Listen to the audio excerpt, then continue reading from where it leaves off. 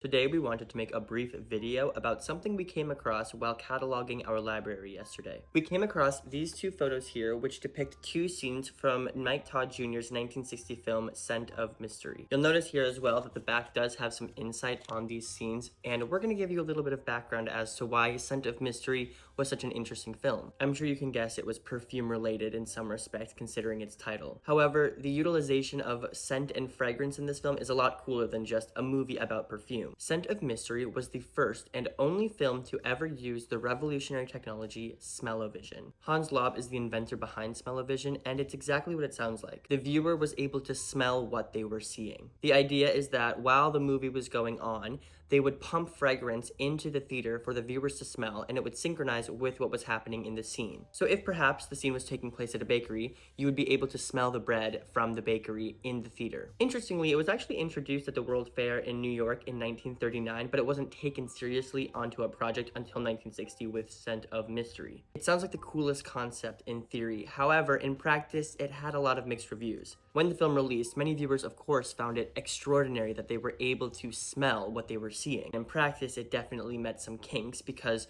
some of the people in the back were complaining that they were getting the scent clouds much later than the actual scene. Apart from that initial complaint, there were a lot of other impracticalities with this technology, especially considering the cost effectiveness for the studios. Scent of Mystery was the first and again only film to actually utilize smell-o-vision technology, but I think it would be really cool if we brought back a version of it today. What movie would you like smell-o-vision to be used on? My choice, though it may seem a bit on the nose, would be Ratatouille. Thank you for joining me as we discuss the history of smell-o-vision, and we will see you guys next time.